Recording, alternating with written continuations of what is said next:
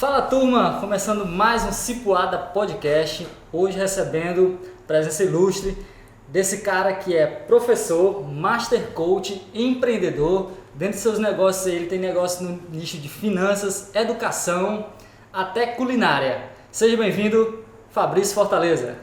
Bom, é um prazer, na verdade, estar aqui com vocês. Eu estou muito feliz por esse incentivo que vocês estão fazendo à cultura piauiense, na verdade. Porque quando você está mostrando às pessoas da sua região, você está fazendo um incentivo muito grande à cultura. E quando eu falo de cultura, é ligado não necessariamente à questão artística, mas principalmente à forma como a gente está ali se comportando, como é que a gente está, de certa forma, interagindo com a cidade, interagindo com as pessoas e contribuindo de alguma forma. Então, quando você traz pessoas, como vocês já vão trazendo para cá, que tem alguma coisa a dizer, isso contribui demais para a sociedade. Eu agradeço muito por ter sido escolhido no meio dessas pessoas assim. É uma honra. E assim, antes de começar o papo, vamos falar de coisa boa, né? Patrocínios. Já falar dos nossos patrocínios e arrumar mais patrocínio. Galera, vamos falar aqui dos nossos patrocinadores. Nosso primeiro patrocinador, Padrona Pizzaria, ali da Aerolândia, do Piauí Shopping. Agradecendo aos amigos Alan e Paulo, que estão fornecendo ali, nos enchendo o bucho. E hoje tem a Color Systems Comunicação Visual, a empresa mais top de comunicação visual do Piauí. Meu amigo, é isso aí, sem resenha. Nosso amigo Maxwell, agradecer demais aí, valeu pela força.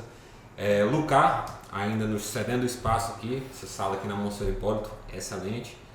Agradecer a Lucar e nosso fotógrafo Marcos Luiz, seguir Estúdio ISO lá no Instagram. O cara é desenrolado, o cara é bom, Bora lá! Bacana, vamos começar o papo. Fabrício, já falamos da honra, né, de recebê-lo aqui. Você é um cara muito bacana, né, que acho que inspira muita gente com empreendedorismo, com educação, né, mas eu queria começar entendendo um pouco da sua história, né? Você é daqui, você vem de onde, morou aonde e tá por aqui por quê? É o famoso don't you hide. Então, eu sou piauiense, meu pai e minha mãe são daqui, eu vivi a vida inteira em Picos. Eu já saí daqui, saí para ficar por muito tempo fora, foi em 2010. Antes já tinha morado em Fortaleza, São Paulo, Teresina, até em São Paulo quando era criança também, mas para ficar muito tempo fora e aprender de verdade foi a partir de 2010. E eu retornei 7, 8 anos depois que eu fui para São Paulo. São Paulo eu fui porque na verdade em Picos eu sempre fui professor, trabalhei em escolas privadas aqui durante muito tempo. E quando eu casei a primeira vez eu fui para São Paulo, por conta que minha esposa na época precisava fazer residência e a gente foi para São Paulo. E aí foi aquela descoberta do mundo, porque na verdade São Paulo sempre teve aquele misto, né, de cidade violenta, onde as coisas acontecem de forma muito intensa. E para quem é de cidade pequena, ir para São Paulo gera um impacto gigantesco. E assim, o primeiro ano para mim foi muito difícil, foi muito desafiador e ao mesmo tempo foi de extremo aprendizado. Então assim, foi em que época mais ou menos? 2010. Começo de 2010. E assim, eu acho que aquele momento foi um divisor de águas assim na minha vida, porque eu saí de um segmento que eu já estava muito acostumado, que era sala de aula, para o mundo corporativo. E via o quanto que funciona a dinâmica de uma empresa, como funciona a questão das relações das pessoas dentro do mundo corporativo, o que faz de uma empresa ser grande ou não. Eu trabalhava numa empresa que tinha 25 mil funcionários e saí de lá com ela falida, por incrível que pareça. Então assim, foi um aprendizado assim, incrível. Pode dizer qual empresa? É uma empresa de call center que prestava serviço para grandes empresas como Claro, Bradesco e Itaú. Na época ela chamava Vidax, era uma empresa assim. E aí foi, de certa forma, deu o primeiro passo. Quando ela faliu, eu já fui para outras empresas também, trabalhando no mesmo segmento, que eu trabalhava na área de treinamento e desenvolvimento de pessoas. foi onde eu aprendi a ver a importância das pessoas dentro do mundo corporativo. Então, assim, uma empresa e negócio não se faz sem pessoas, sem gente. Então, assim, é o principal ativo. Então, você tem que saber lidar com ela, é fundamental. E é um desafio, porque por mais que às vezes você tenha esse conhecimento, ele sempre vai ser muito pequeno em todo o segmento que você vai montar. Por quê? Porque nós somos muito diferentes. Então, assim, você pode pegar o melhor especialista em gente, pessoas do mundo, e colocar para gerir uma empresa aqui em Picos de 200 pessoas, ele vai ter dificuldade. Porque a realidade é outra, as pessoas são diferentes. Então, assim, claro que tem métricas, que tem didáticas, tem metodologias para a gente conseguir fazer um bom trabalho sobre isso. Mas é muito desafiador porque ela é muito dinâmica dentro do que a gente tem para que realmente alinhe, por exemplo, a cultura de uma empresa para que aquelas pessoas estejam o máximo de comprometidas ou envolvidas no negócio. Tem um estudo que mostra que, por exemplo, no Brasil, apenas 27% dos funcionários são realmente comprometidos com a empresa. Isso no Brasil ainda é muito grande, porque no mundo é apenas 11%. Então, assim, é um desafio muito grande ter esse tipo de preocupação dentro do mundo corporativo. Se não me engano, é o estudo do ISMA Brasil, né? Eu já vi esse estudo. E pegando isso, a gente passa a perceber o quê? A importância da gestão de pessoas dentro do mundo corporativo. Aqui em Picos, é uma cidade que gira muito dinheiro, tem muita gente rica. E provavelmente todo mundo conhece alguém que tem muito dinheiro, mas ele não consegue sair da empresa dele por uma semana, porque ele tem medo de ser roubado, ele tem medo de o negócio não acontecer, e às vezes quando ele morre, a empresa morre junto com ele. E são pessoas que realmente tiveram sucesso financeiro, mas acabaram pagando um preço muito alto por não conseguir gerir pessoas. E eles acabam ficando escravos do próprio negócio, do próprio dinheiro. Eu acho que o motivo dessas empresas, a maioria falia, é porque tipo, o cara, ou não é pelo fato de ele ter feito uma gestão ruim, né? Na época que ele estava, fez uma gestão boa, mas ele não saber tratar com as pessoas que ele contratava. Desenvolver, né? Porque assim, você dizer o motivo principal da quebra de uma empresa, ela tem muitas variáveis, mas um principal a questão da gestão de pessoas. Por quê? Porque quem faz o negócio acontecer são as pessoas, não tem jeito, entendeu? São as pessoas. Antigamente, eu não precisava muito dessa dinâmica. Hoje eu já preciso ela de forma muito mais eficiente. Então, quando eu invisto em pessoas, quando eu desenvolvo, onde ela está na empresa, onde ela acredita que ali não é só o salário, que tem desenvolvimento, que tem aprendizado e que ela também vai crescer junto com a empresa, ela se compromete muito mais, ela vê um significado. Tem um livro, na verdade são 2 livros, de um especialista americano chamado Simon Sinek, e ele escreveu Comece pelo porquê, e qual é o teu porquê. Ciclo de ouro, né? E ele faz a explicação do ciclo de ouro, e ele usa o exemplo da Apple para poder fazer isso. Então, assim, você ter as pessoas hoje, na verdade, não sei se vocês como consumidores fazem isso, mas eu prefiro comprar de uma empresa que ela tem história do que uma que não tem. Então isso tem um impacto muito, muito forte. Cara, só pegando esse gancho para não deixar fugir, tem a questão da história, né? Você procurar empresas, mas, por exemplo, a minha esposa, cara, ela só compra uma coisa depois que ela vê uma porrada de comentários, né? Exato. Seja num vídeo do YouTube, seja no Instagram, porque as pessoas dizem muito sobre isso, e eu tô falando de consumidores, né? Mas isso se expande também até aos colaboradores e etc, né? As pessoas dizem muito sobre aquela empresa. Então, geralmente, eu não sou tão assim, mas geralmente as pessoas procuram muito indicação, para conhecer a história, né, ver de onde vem, né, porque eles gostam de ter uma noção que foge do ciclo. Eu fazer uma compra na internet hoje, eu vejo lá a loja na internet, não é uma loja de muito conhecimento. Aí o cara vê lá, peraí, deixa eu ver o Instagram dessa loja. Aí o cara vai lá, entra no Instagram. Aí tem 30 mil seguidores na loja, 30 mil seguidores. Aí o cara vai lá, olha as curtidas, 3 curtidas, 4 curtidas, um comentário. Não, vou comprar não. Vou Algo comprar tá não. errado, né? Tem alguma coisa errada. Porque a empresa com 30 mil seguidores deveria ter um engajamento maior na rede social. E tem assim, porque assim, hoje as corporações, elas ganham um status de pessoa, que a gente chama, né, de pessoa jurídica. Né? É uma instituição que ela transcende ao espaço físico em si, ela é um organismo vivo. Então assim, a gente compra não por qualquer motivo, a gente compra porque a gente tem uma relação com algo, por isso que a gente compra. Certo? Então, as empresas que elas têm mais sucesso são as que conseguem fazer isso com a gente. A gente estava discutindo hoje, antes de começar o podcast, sobre a questão de como é que eu vendo um produto. Eu sou dono de uma empresa, por exemplo, de educação na área de línguas. Eu não posso vender para o meu cliente de qualquer jeito. Eu não posso prometer coisas que não dependem só de mim. Ele me pergunta se eu vou aprender inglês em quanto tempo. Eu não posso dizer para ele, aqui você vai aprender em 6 meses, aqui você vai aprender em 2 meses. Então assim, eu não posso gerar essa relação porque ela pode ser falsa. E aí ele se frustra e vai colocar a culpa em mim, porque que não aprendeu. Então assim, quando você gera um relacionamento que você vende além do produto, isso tem um efeito maior. Por exemplo, se eu for na minha cabeça a ideia de que eu vendo cursos de inglês, eu ensino as pessoas a aprender inglês, isso ninguém compra.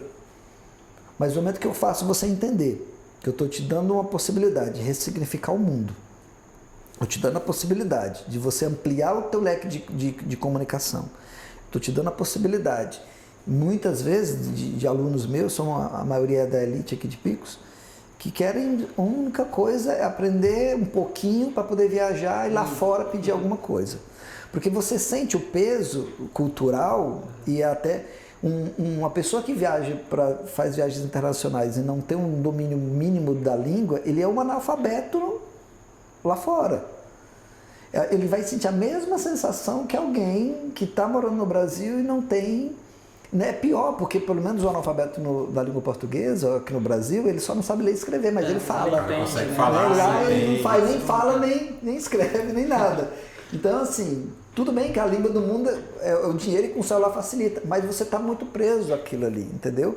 Então, por que eu estou comprando esse curso de inglês? Então, eu como empresa, eu tenho que te dar olhar, o slogan do meu curso é justamente você e o mundo, porque eu faço a conexão entre você e o mundo. E a língua do mundo é inglês, não tem jeito. Daqui a 200 anos vai ser a língua. Você pega...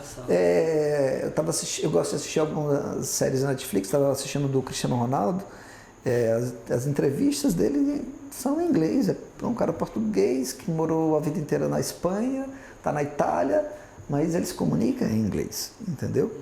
Então é fundamental você fazer essa conexão com o cliente, para que ele saiba por que ele está comprando. E aí ele vai repetir a compra. 70% das pessoas, dos consumidores brasileiros, eles não são fiéis. Ele abastece o carro dele aqui num posto de gasolina, no outro dia ele abastece em outro. Por quê? Porque ele não sentiu conexão com aquilo e ele não vai... Agora, tem empresas que você consegue fazer uma conexão. Por exemplo, eu adoro café. Aqui em Picos tem um local, né, que para mim é o local de tomar café, porque o cara que está ali vendendo o café, ele entende de café, ele conecta você com aquilo. Gente, né? E eu não penso 2 vezes em ir em outro lugar, é só naquele lugar, porque ele, cara, sabe fazer café, entendeu? E não só café, mas é um ambiente que gera network, Ambiente agradável, então assim, ele consegue transcender o produto, entendeu? Consegue transcender o produto. E a gente tem que passar a ver um negócio assim. E você pode transformar isso em qualquer ponto. Vou até pegar uma frase do presidente da Rolex, que perguntaram para ele, como é que está o mercado de relógio? Ele disse, não sei. Aí o repórter perguntou, como assim você não sabe? Você não vende relógio? Ele disse, não, eu não vendo relógio. Ele disse, o que você vende? Eu vendo joia. Ou seja, ele transcende ou seja, por que vale 50 mil reais um relógio da Rolex ou vale 200 mil reais? Porque é uma joia, entendeu? Então tem um acessório de luxo que falando da questão do inglês aí, voltando um pouquinho aqui, Eu achei interessante porque muita gente tem aquela falsa ilusão, eu entendo mais ou menos de inglês, né? Aí eu ia contar a experiência própria. Eu trabalho como designer há uns mais de 10 anos, né? E todos os programas que eu uso, eu sempre usei inglês. Eu sempre gostei muito de trabalhar com inglês porque facilita, tutorial, né? Na internet, a maioria é tudo em inglês, essas coisas tudo, os caras ensinam inglês. Aí eu pensei, há uns anos atrás, cara, eu acho que eu tenho uma noçãozinha de inglês. Aí, pois bem, fui pra Parnaíba, chego lá, sento 2 gringos do meu lado. Cara, eles falaram uma porrada de coisa, eu não entendi nada. Você não consegue entender. Os caras falavam, e conversando ali, eles sorrindo. Eu comecei a olhar para os caras, parece que esses caras estão sorrindo de nós, porque só tinha nós, só tinha a gente lá, nossa mesa e a deles. Aí é uma falsa ilusão, né? Que o cara sabe falar inglês, o cara não tem um treinamento específico, nunca fez um curso de nada. Porque assim, eu acho que para você aprender uma outra língua, você tem que, primeiro ponto, entender como ela funciona. Acho que a chave é essa. Não começa pela gramática. Né? Ela não começa pela regra em si, ela não vai começar pela tradução. Tem gente que quer traduzir, quer aprender inglês traduzindo. Né? É o pior erro que ele pode cometer. Né? Ele não pode fazer isso. Tem uma seria o principal ponto, por onde você falou, entender o idioma, mas como entender como funciona o idioma, mas qual seria essa funcionalidade? É você ampliar o teu poder de leitura, porque a comunicação ela não se faz só por palavra, ela faz de um contexto muito mais amplo. Então você está muito atento para associar o que está acontecendo com o som. E aí você repete o som e aquilo vai gerar uma lógica. Porque assim, a maneira como uma pessoa de língua portuguesa ou latino pensa é diferente de uma pessoa de origem de língua saxônica, por exemplo. Eles pensam diferente. Então, a piada americana, ela não faz a gente rir, às vezes não. E o cara morre de rir de uma coisa que você diz, mas não faz sentido estar rindo de um... Então, assim, são situações diferentes, certo? Eu percebo até que em algumas séries... Pode falar.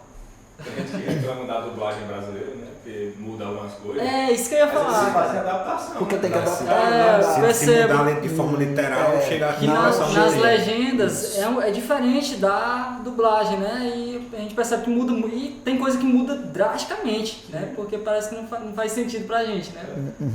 A forma como a gente diz, isso acontece até dentro da língua portuguesa, né? Por conta do nosso país ser um país continental. Isso acontece. Vou dar um exemplo aqui. Eu disse que morei em São Paulo e teve uma situação que, olha, se dentro da língua da gente acontece, imagina com outra língua. Aí eu estava no escritório, tal, eu peguei um papel e aí eu entreguei o papel para um amigo meu e disse assim, joga isso no mato. Aí ele olhou assim, meu irmão, onde é que eu vou achar um mato aqui? Sabe? Então, se dentro da nossa língua já acontece isso, imagina dentro de uma língua que não é a nossa e que a gente vai pensar em português, vai querer jogar para o inglês e vai gerar confusão, entendeu? E entre línguas, tu falou de entre línguas, eu vi um cara falando uma história de Portugal, né? Praticamente o mesmo idioma. Diz que o pessoal lá, eles são bem literais, né? O pessoal de Portugal, que ele deu até um exemplo da padaria. O cara diz, aí, amanhã tua padaria vai estar aberta? O cara diz, não. Aí o cara passa, vai embora, no outro dia ele chega lá, a padaria está aberta. Aí, tu não falou que ia estar aberta? Ele, não, ela não fechou. Tipo, ela continuou aberta, é alguma coisa assim, é porque eu não vou lembrar muito bem da história. Ele falou, ele entendeu aberta, ou sei lá, como se fosse fechar e abrir de novo, entendeu? Eu acho que, eu não sei se essa história dentro da língua em Portugal isso acontece, mas, por exemplo, o inglês ele é mais literal, ele é muito literal. Tu falou isso, eu lembrei de uma história que não aconteceu comigo, mas com um amigo. Ele brasileiro, há pouco tempo nos Estados Unidos, e aí ele trabalhava numa loja de imóveis, e aí ele precisava bater a meta, né? E já estava fechando a loja, e uma mulher foi lá para comprar um berço, e aí ela disse, eu compro, mas se você for deixar. Aí ele precisando bater a meta, disse, não, eu vou deixar esse berço. Era um berço pesado, aí ele alugou um carro, aí pediu ajuda a um americano que trabalhava na loja para colocar o berço em cima do carro, né? Aí na hora de pôr, ele deu uma dor nas costas e sentiu aquela dor, né? Aí disse, ai, calma. Aí o americano perguntou, e aí, tá tudo bem? Eles, tô morrendo. Mas é essa linguagem brasileira, como que eu tô morrendo de fome, eu tô morrendo de dor, não sei o quê. O americano pegou aquilo como literal, aí disse, pois calma aí que eu vou pedir ajuda. Quando ele pensou que alguém ia ajudar, ele ia chamar outra pessoa para poder ajudar, ele ligou para a ambulância. A ambulância chegou, ele não falava inglês direito, né? Os caras botaram ele dentro da ambulância, levaram, fizeram todos os exames possíveis nele. Gastou $7.000, não pagou porque ele mostrou que não tinha como pagar, mas em cima de uma frase que para ele fazia sentido na língua portuguesa, mas no inglês era muito literal. Para ficar mais claro lá o exemplo que eu dei, Portugal é tipo assim, tu chegou numa padaria, tem café, o cara vai dizer, tem. Beleza, se tu não disser, traz café para mim, ele não vai trazer. Só para contextualizar, né? Só para entender. Bacana. Agora, Fabrício, de onde vem esse seu interesse pelo inglês? Você chegou a morar fora? Então, essa necessidade de aprender inglês, ela vem, acho que quando você vai para fora, você vê que se você não tem uma segunda língua, por exemplo, você está limitado um pouco no mundo, entendeu? Não que seja necessário, tipo, se você não tiver, você não é ninguém, não. Mas, primeiro, você tem que ter o desejo, a necessidade de aquilo. Então, assim, eu dentro da escola tive contato com a língua inglesa, tudo, mas nunca tive uma oportunidade realmente de... Eu vim aprender um pouco de inglês, eu digo assim, você fala fluente, porque assim, muita pretensão às vezes, porque são 2 bilhões de pessoas que falam inglês no mundo. 25% são nativos. 75% é gente do mundo inteiro. Então, assim, o americano, quando ele se comunica com o inglês, ele vai ter dificuldade, como o português do Brasil é diferente do português de Portugal. Eu já fui a Portugal e levei 3 dias para entender o que eles estavam dizendo. E eu não estou brincando, não. E falava, eu não entendia. Meu Deus do céu, foi 3 dias, se você botar 4 portugueses falando ao mesmo tempo, que não sai mais nada. E aí você imagina uma língua, claro que aquilo básico, aquela comunicação mais simples, o chinês que fala inglês, você vai se comunicar e tudo mais. E assim, mas dependendo do segmento, como você diz, eu achava que sabia de inglês, mas depende do ponto que você vai se comunicar. Às vezes o conhecimento que você tem do inglês é técnico, e às vezes aquele inglês de leitura mesmo. E quando você vai para a fala, tem as variações, entendeu? Então o inglês, até a pronúncia é diferente em algumas palavras do inglês americano para o inglês britânico. Eu percebi isso aí em música. Tem músicas que um cara fala uma palavra de uma forma e outro cantor, outro artista regrava, ele fala de outra forma totalmente diferente. O que você não pode é se frustrar achando que você tem que saber de tudo. Acho que todo o conhecimento de uma língua, ela tem que partir de níveis que para você te atende naquilo que você precisa. Eu acho que... E aí, com o tempo, você vai se desenvolvendo mais dentro do teu segmento. E aí você decide para onde é que você quer chegar.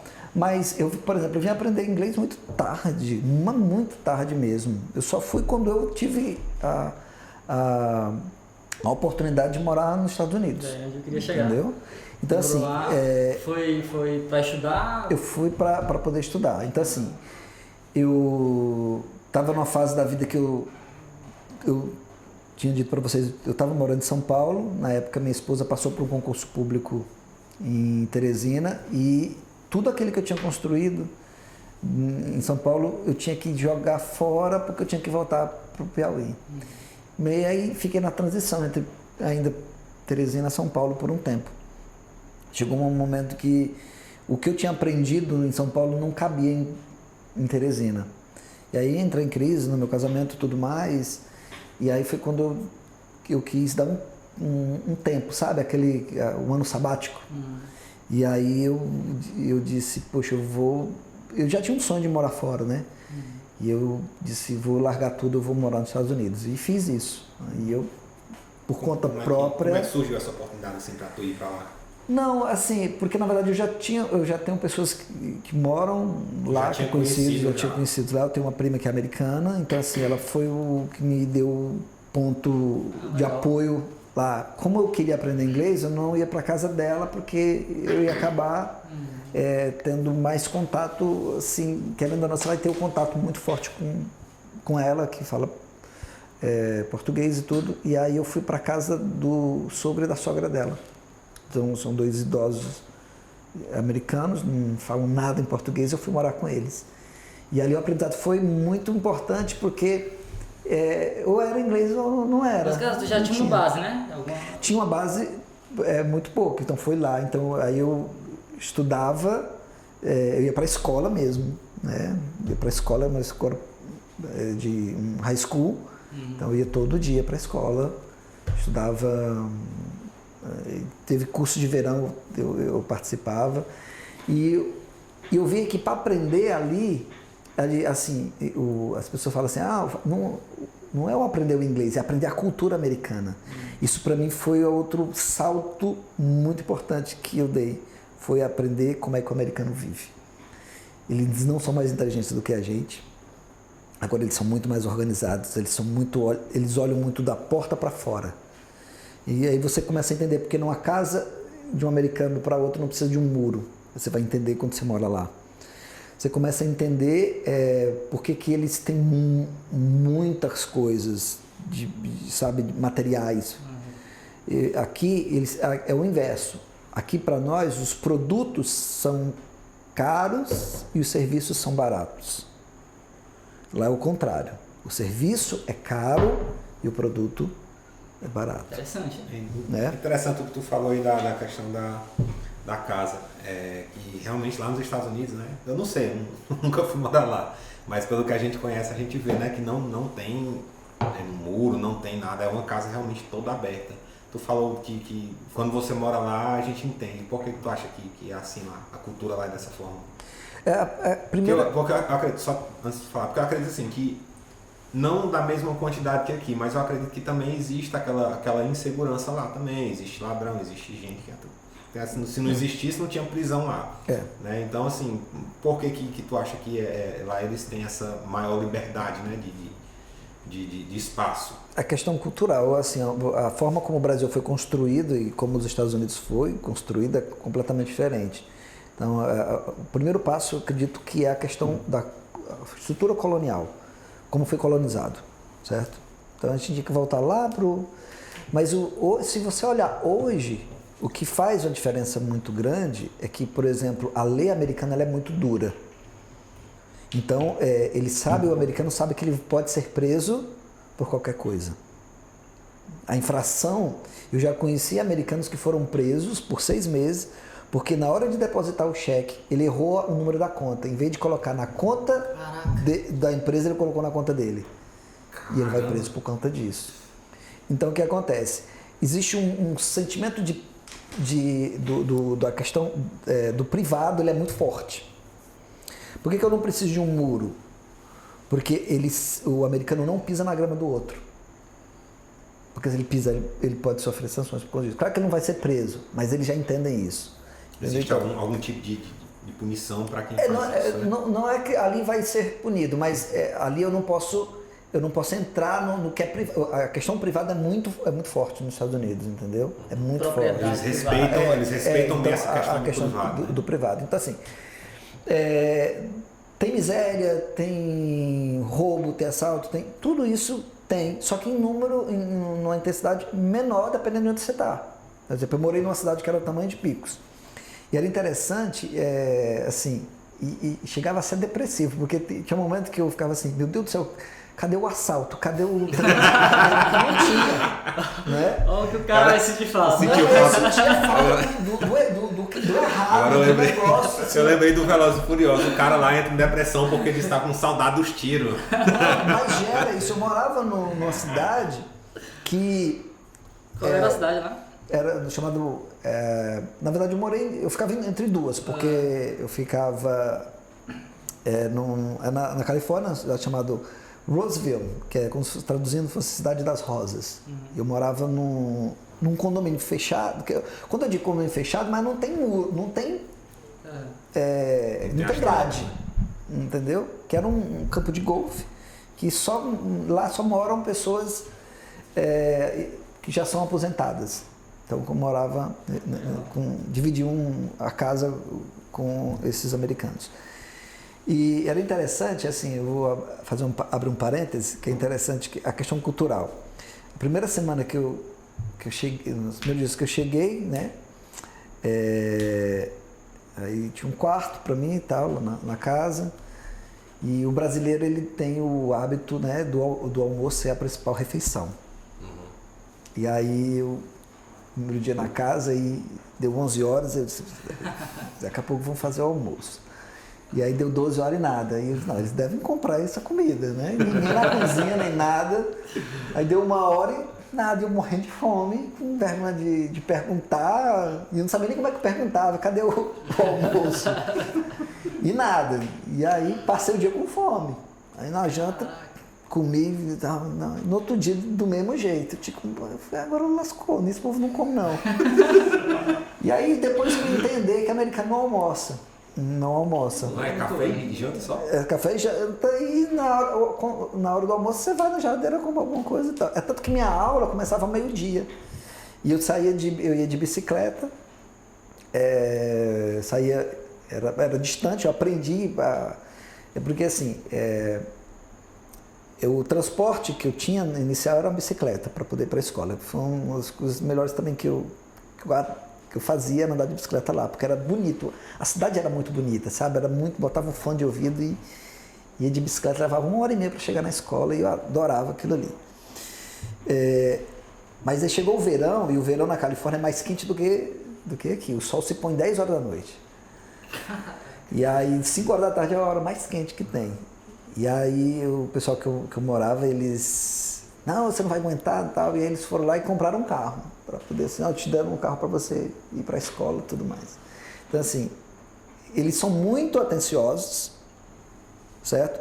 Mas o americano ele não quer saber, ele não quer se envolver no sentido de que ele quer que você se vire, entendeu? Ele quer que você se vire, dá aquela tem ideia. muita essa mentalidade, né, americano? Ó, só um dado de jogar, eu vou já falar de empreendedorismo, né, porque você tem uma história bacana aí também, mas tem um dado que mostra que o PIB americano é 20 vezes maior do que o nosso, né? Em média, mais ou menos 20 vezes.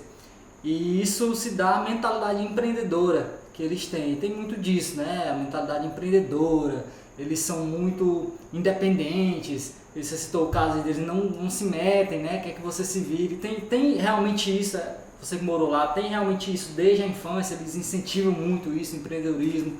A independência, vai, se vira. Tem, né? na casa... Aqui, só para concluir, aqui a gente fala muito de concurso público, né? O jovem é muito pressionado a concurso público. Lá é faturar o primeiro $1 milhão, né? Montar uma startup e tal.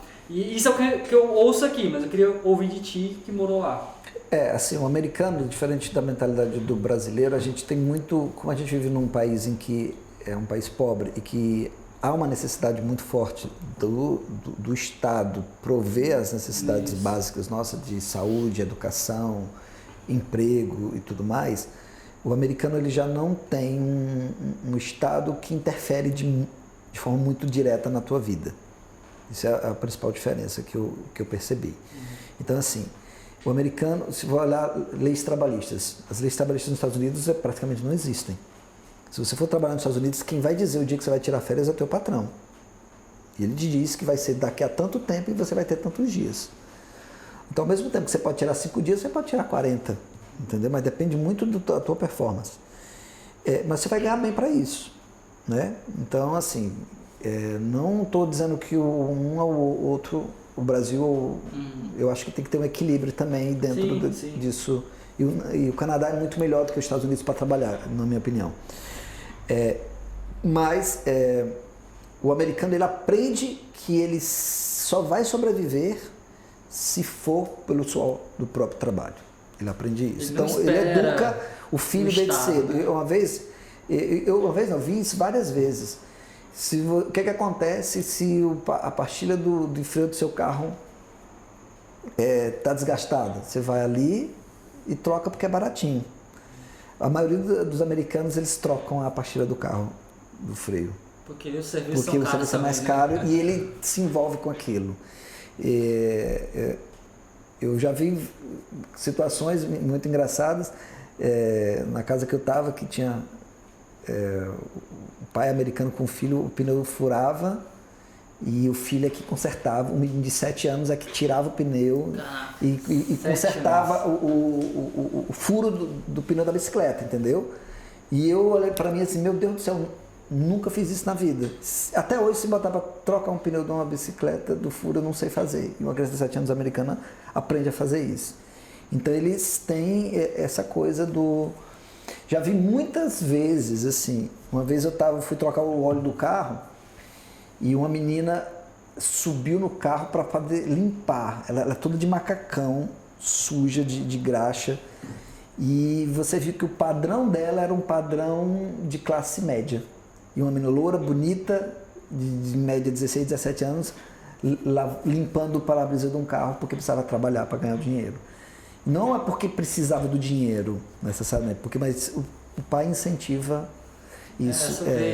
Independente, empreendedor. O americano tem outra característica que o brasileiro não tem, que, por exemplo, quando ele junta dinheiro, a fortuna dele, ele não tem essa preocupação de deixar para o filho, não.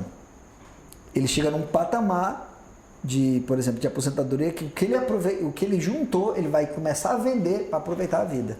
O filho, se quiser. O filho, se quiser. Agora, claro, exatamente. Se você pegar o Bill Gates, por exemplo, o que ele vai deixar de fortuna para os filhos é 1%. Claro que é muito dinheiro, né? Claro que é muito dinheiro. Mas é 1%, né? Mas é 1%. Mas é 1%. No tipo, não... A cultura aqui é o cara morreu, deixa tudo pro filho. A então empresa é muito passa a questão do claro que não há problema na herança de tudo isso, mas o americano ele tem essa coisa de que... E assim, claro que não é 100%, como tem hoje filhos 20, 30 que moram com os pais e tudo mais. Mas isso não é uma prática muito comum. Aos 17 ele já tem que sair de casa, já tem que trabalhar, já tem que se sustentar e tudo mais.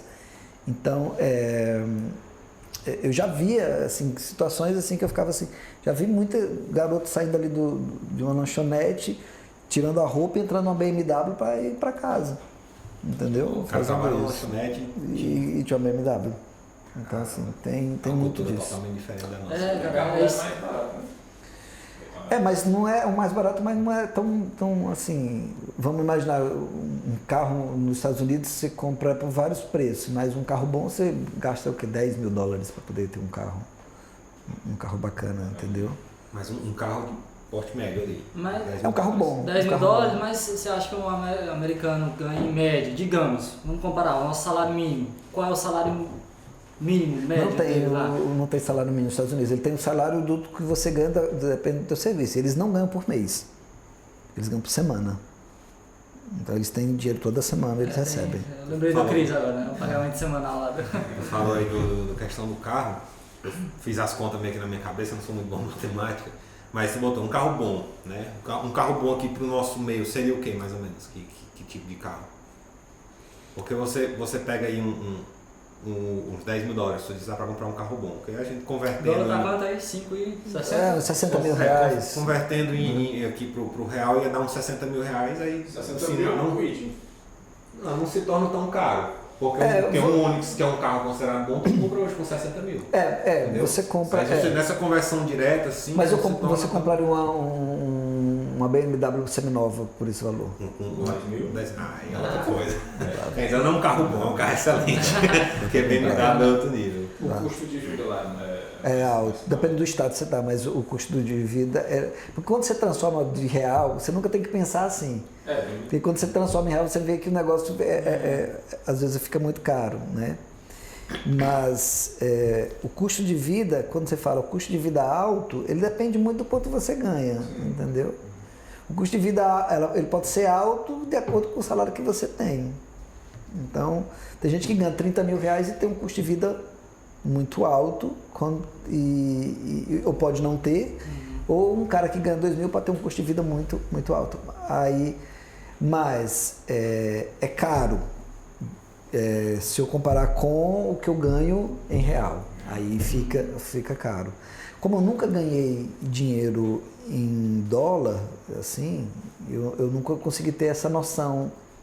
Eu pagava em dólar, mas eu não tinha, esse dinheiro não veio do meu trabalho, do suor, lá porque eu não podia trabalhar, né? Então assim, eu fui com todo o dinheiro já pronto. Então, mas eu, por exemplo, na época, eu pagava para dividir um espaço, que você ajudar a despesa, e eu pagava quase R$4.000 na época, ali, para morar.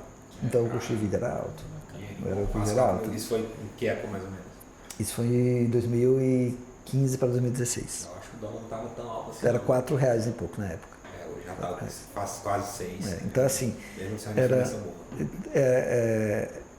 Como eu disse, é barato as coisas, mas quando envolve serviço, quando envolve diversão, quando envolve aí passa a ser a lógica correta, né? Geralmente era para ser assim aqui também, né? Serviço ser mais caro do que coisas, né? Porque produtos industrializados, por exemplo, era para ser bem mais barato que serviço, e aqui é totalmente contrário, faz todo sentido lá. Agora, Fabrício, vamos falar de empreendedorismo. Só uma dúvida que eu tenho antes de tu falar disso aí, que ele tá ansioso, que é a área que ele mais gosta é empreendedorismo. Cara, eu vi que tu falou, foi em Portugal e tal. Quantos países tu já rodou? Curiosidade interessante. Cara, interessante. O primeiro país que eu sempre quis visitar, isso não sei porquê, mas quando eu era criança, eu sonhava muito de ir para a Inglaterra. Então, assim, para mim era um país que, para mim, eu tinha que... A primeira oportunidade seria... E o primeiro país que eu fui foi para a Inglaterra, fui para Londres. E, assim, para mim foi uma das maiores experiências também. Não fui para morar, mas já fui 3 vezes para Londres. E, para mim, é um país que eu tenho uma relação muito, muito forte. Assim, e nunca morei porque pelas oportunidades, e Londres é extremamente caro, assim, é um dos lugares mais caros que eu já vi no mundo.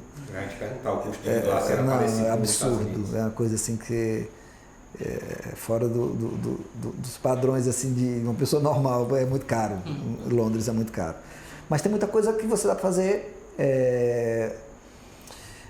sem gastar muito. Os museus em Londres, por exemplo, são abertos, são gratuitos, entendeu? Então, assim, você se diverte. Então, eu que gosto de arte, fui professor de arte. Então, para mim era assim, uma cidade dessa, ela é cara, como eu falo assim, para você fazer o consumo. Mas para você se divertir, ela é barata. Eu sempre dizia em sala de aula com meus alunos, eu sempre perguntava assim, vocês acham que é mais barato passar o dia se divertindo em Picos ou em Nova York? E em Picos é mais caro do que em Nova York, para se divertir. Caramba. Por que eu estou dizendo isso? Coisa gratuita, né? Por conta a cidade, ela faz você, ela te fornece a diversão de forma muito gratuita pelo ambiente que ela é, entendeu? Pico, se você quer se divertir o dia todo, você vai fazer o quê? Você vai ter que ir para um bar, gastar um absurdo bebendo, vai... Pizzaria ali, gastar aí a diversão, ela tem, então, ela não te dá essa condição de você se divertir, viver a cidade de uma forma mais barata, entendeu? Então, assim, quando você pega o barato e o caro, depende muito da estratégia que você utiliza para viver a cidade, entendeu? Então, Nova York, Londres, por exemplo, é a cidade que vai eu, que não tenho dinheiro, e vai o cara mais rico do mundo para se divertir, e a sensação ela praticamente é a mesma, dependendo de onde você vai estar. Então, assim, eu acho muito isso. Nova York é uma cidade que eu acho que é muito legal, porque ela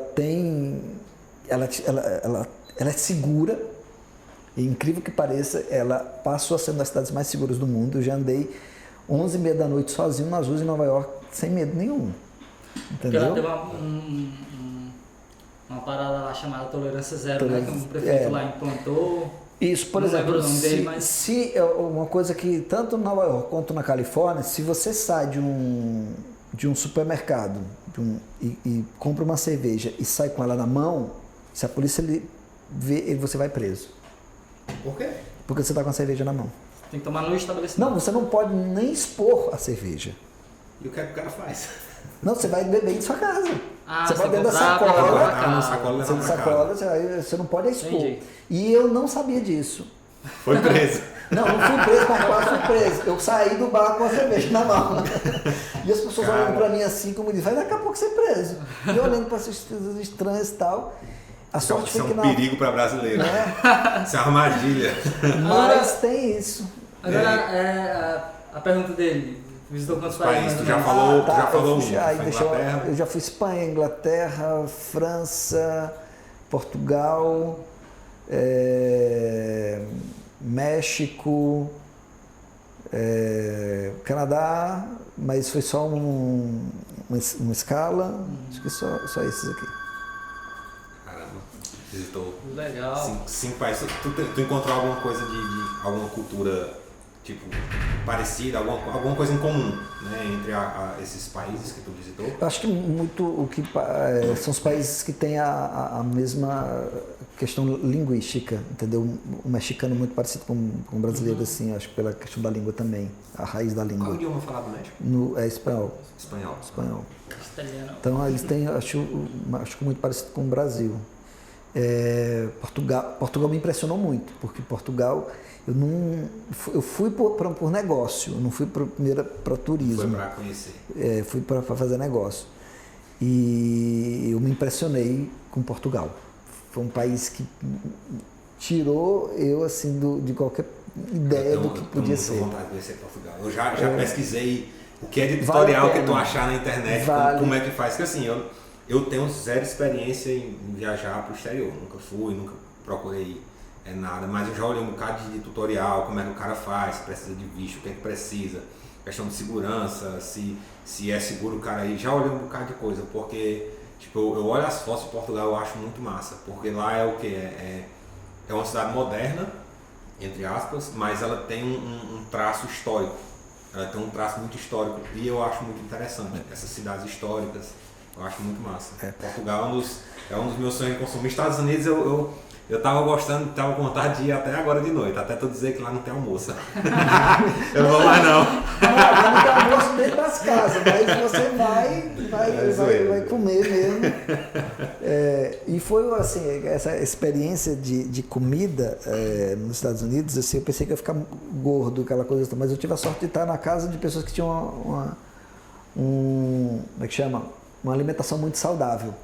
E só teve uma coisa engraçada que eu tava nesses dias, as primeiras semanas, eu tava com uma fome danada, querendo comer um doce, uma coisa doce. Aí eu lembrei da minha infância, que eu tinha um amigo que ele pegava leite, botava no fogo e transformava em doce de leite. O leite ficava fervendo até... E aí eu, com aquela vontade de comer um doce, e eu tava só em casa, eu peguei uma coisinha de leite e botei pra ferver. Aí fiquei. Esse leite dava 1, 2 horas, 3 horas e nada desse leite virar doce de leite. Por quê? Porque era um leite que não tinha... não tinha os mesmos elementos. Não tinha... Era um leite desnatado, por exemplo. Não ia transformar nunca. Ia acabar o gás Nunca, né? Mas assim, a experiência eu acho que é maior do que qualquer outra coisa que você possa... Assim, a visão de quem vai para os Estados Unidos como turista e vai para um hotel é completamente diferente. Porque a primeira vez que eu fui para os Estados Unidos, apesar de ter ficado em casa de americano, mas eu também fiquei em hotel quando eu fui para Nova York. Então é diferente. Aí a primeira vez eu fui, e acho que a primeira e a segunda vez eu fui para visitar. E depois foi que eu fui realmente para morar. E todo ano, quando é possível, eu vou. Agora eu plantei na semana passada, não fui, por conta que eu peguei Covid. Aí eu joguei para o mês que vem. Um desejo que eu tenho é conhecer uma cultura fora, né? Porque você conhece sempre sua cultura regional ali, aquele traço regional, mas é interessante, né? Você conhecer outras culturas. E aí, como eu disse, aí vem a importância da língua, porque tudo ali vai ser em inglês. Cara, como é que essa galera que mora aqui no Brasil, que eu vejo muita gente que mora aqui no Brasil, mas que vai pro exterior, assim, e a gente sabe que não fala inglês, né? Como é que tu acha que essa galera se vira? Sem conhecer nada, tem alguns pontos. Eu acho que esse pessoal que vai deve ser pacote turístico, né? Que tem pra você viajar. Guias, essas coisas. Tem essas coisas assim pra você ir lá. Depende de como você vai. Se você vai por uma agência, ela vai ter um guia. Mas tem muita gente. Você só vai para os locais onde tem não, brasileiros. Assim, mas mesmo que você não fale, você com a tecnologia de telefone e tudo, você desenrola. Você vai sofrer mais, você vai ser enrolado às vezes, entendeu? Mas você vai fazer. Lá tem essa questão de o turista paga mais caro aqui no Brasil. Aqui entre estados. Não é que o turista vai pagar mais caro, mas ele vai te perguntar. Vou dar um exemplo. Se você vai comprar uma passagem de. Já aconteceu várias vezes assim, você está em Paris, você vai para Versalhes, que fica fora de Paris, fica uns 30 quilômetros. Você vai comprar passagem de trem. E você só vai. E ele te faz a pergunta em inglês, por exemplo, se você quer ir de volta e você não sabe, ele não vai ter paciência para lhe explicar, não. Ele vai te pagar, vai cobrar ir de volta e você vai pagar ir de volta, entendeu? E aí quando você vai num restaurante, você vai. Eu quero isso aqui, aí depois você pede, não sabe o que está pedindo, come, não gosta, tem que pedir outro, porque. Entendeu? Então, assim, tem essas dificuldades que às vezes a tecnologia não te ajuda e é você saber falar ou não. Tem que ir se virando lá do jeito que dá. Exatamente. Num restaurante que o cara pediu uma comida que ele gosta, lá os pratos tudo em inglês, o cara não sabe o que é nada e fica voando. Ele fica tendo essas dificuldades. Mas eu acho que viajar é uma experiência que, não só fora, mas no Brasil mesmo também, assim, acho que vale a pena. Eu sempre digo assim, eu não tenho dinheiro para nada, assim, não juntei herança, mas a minha herança tá nas viagens que eu fiz, cara. Eu acho Cara, não esquece não. Cara, você não vai me deixar falar de empreendedorismo, cara. Porque se tem uma coisa que eu acho bacana é viajar.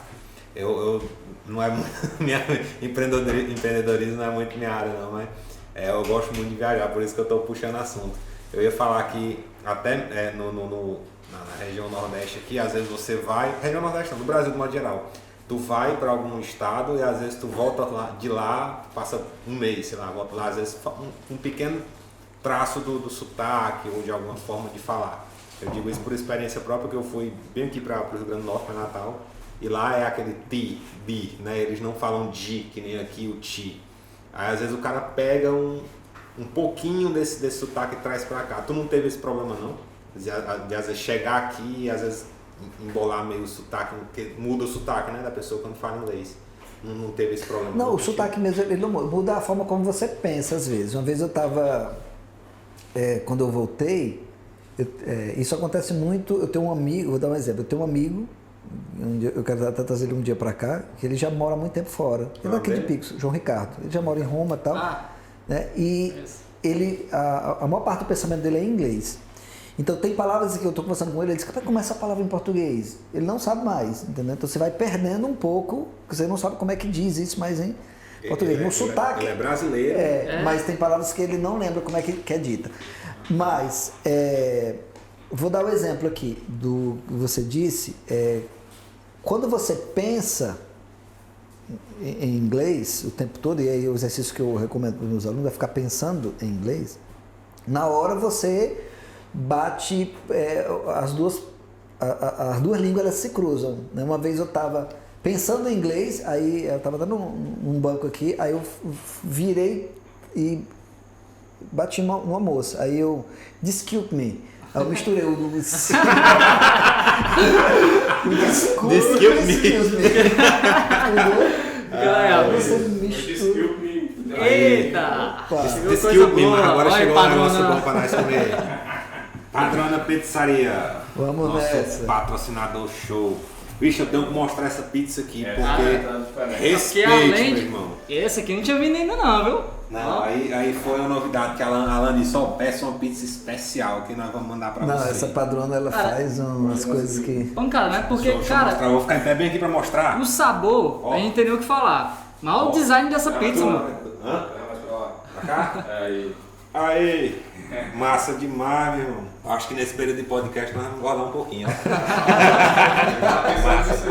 Massa demais. Cara, toda gravação tem pizza. A Padrona manda pizza pra Tem nós. que se pesar antes da primeira temporada pra ver como vai. Agora podemos falar de empreendedorismo. Fala, cara. Pode ser saber.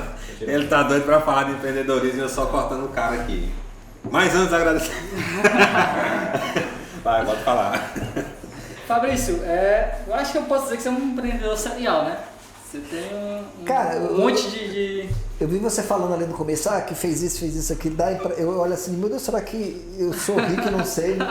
Porque empreender, na verdade, Eu vou comendo aí. ela não é sinônimo de riqueza, de faturamento muitas vezes. Não, sim. Ela, primeiro, o empreendedor, ele é antes uma ideia e ele é uma pessoa, eu diferencio, obrigado. O empreendedor do comerciante, por exemplo. Né? O empreendedor, ele tem uma ideia e ele tenta transformar aquela ideia em que vai beneficiar muitas pessoas. Então ele transcende a ideia de que eu tenho que ganhar dinheiro com um único objetivo, entendeu? Então essa é a principal ideia do empreendedor. E acho que propósito e tudo mais Sim. é o que faz o cara ser realmente um empreendedor. Eu Coca-Cola. Então, eu comecei a querer ter essa ideia de empreender, mas justamente depois que eu comecei a ver o quanto de interessante tinha por trás das empresas, como Apple, como Amazon, como empresas que de certa forma são empresas que têm uma questão de lucro, mas são caras que tiveram ideias e aquilo de certa forma muda o mundo de alguma forma. Então assim, eu acho que tem que partir disso. O empreendedorismo, ele não é só corporativo, existe o empreendedorismo pessoal, né? Que é o que você também tem um conhecimento muito grande dentro disso. Então, empreender é você se transformar, é você fazer uma mudança que beneficie alguém ou você mesmo. Então, para mim, isso é empreender. Bacana. Mas aí, você tem vários negócios, né? Participações em negócios em finanças, educação, até culinária. São todos negócios que você tem uma certa paixão ou foram oportunidades que surgiram de investimento? Como surgiu isso? Então, de tudo um pouco. Por exemplo, eu sempre acho que um negócio ele tem que começar com a pessoa. Sobre a questão da culinária, até vou pedir depois para ela patrocinar, que é a Dona Luzia, que é uma empresa de culinária saudável. Ah, legal. Então, assim, o foco dela é só alimentos saudáveis. Então, tem coisas que você come e diz, nossa, mas esse negócio aqui é muito gostoso. Esse bolo é um bolo feito com ingredientes sem açúcar, sabe? Com todo um cuidado. Tem Instagram? Tem. Qual é o arroba? Dona Luzia Culinária. @Dona Luzia Culinária. Dona Luzia Culinária, pessoal, seguir aí também. Dá uma Depois eu vou pedir para ela fazer aqui um merchanzinho com depois vocês. eu faço um merchan. Bacana. Pronto. E aí, por exemplo, surgiu da ideia porque eu tenho uma tia que é analfabeta, mas tem um dom para cozinha.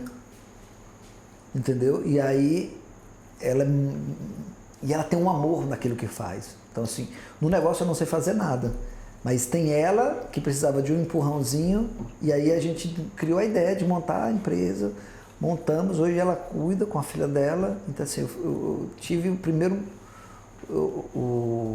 foi o incentivador, de certa forma, para construir o negócio. Exatamente. A Choque Market, que é outra empresa que eu tenho, surgiu também dentro da pandemia. Na época eu tinha uma namorada que ganhava R$800 e achava que aquilo ali era o máximo para ela. Entendeu? E ela tinha um dom para poder vender, para poder mexer em rede social. E eu disse, vamos criar uma empresa a partir de agora. No meio da pandemia construímos uma empresa. Hoje a gente tem 23 empresas que a gente cuida. Clientes. Na pandemia de 2020, então, no caso, para cá. Ela foi iniciada e já está se formando em marketing, saiu de um salário para 4 vezes maior do que ganhava, num período de 1 ano e pouco. Então, e quem toca a empresa é ela, entendeu? Então, isso é empreender. Então, assim, eu não preciso estar ali e ela faz o negócio acontecer. E, assim, acho que é legal isso. Muito bacana isso. Então, teu perfil é mais esse, de enxergar uma oportunidade, ajudar a desenvolver, desenhar a estratégia, dar o pontapé inicial e desenvolver alguém para cuidar, né? É isso? Isso. Eu não tenho... eu gosto muito do Caio, que é o presidente da Chili Beans. E ele estava dizendo assim, a gente não vai poder fazer tudo. Eu não tenho como... Tudo bem que no começo você faz tudo.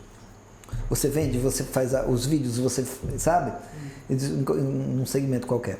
Você é o que cruza e vai cabecear, você é tudo. Mas até o ponto que você acha o teu lugar. E depois você vai contratar alguém para fazer. E eu vi eu me espelho, assim, não espelho no sentido de me comparar, mas Jorge Paulo Lemann fazia assim. Ele não administrava nenhuma empresa, ele buscava os melhores para poder administrar para ele. Então o cara pensa, então assim, não tem como eu administrar um negócio se eu estou em todo o segmento da empresa. Eu estou operacional, se ela tiver um pouco maior, eu vou ter problema com isso. Então eu tento usar isso dentro do segmento. Até na Fortal Crédito, quando eu fui convidado pelo Maurício,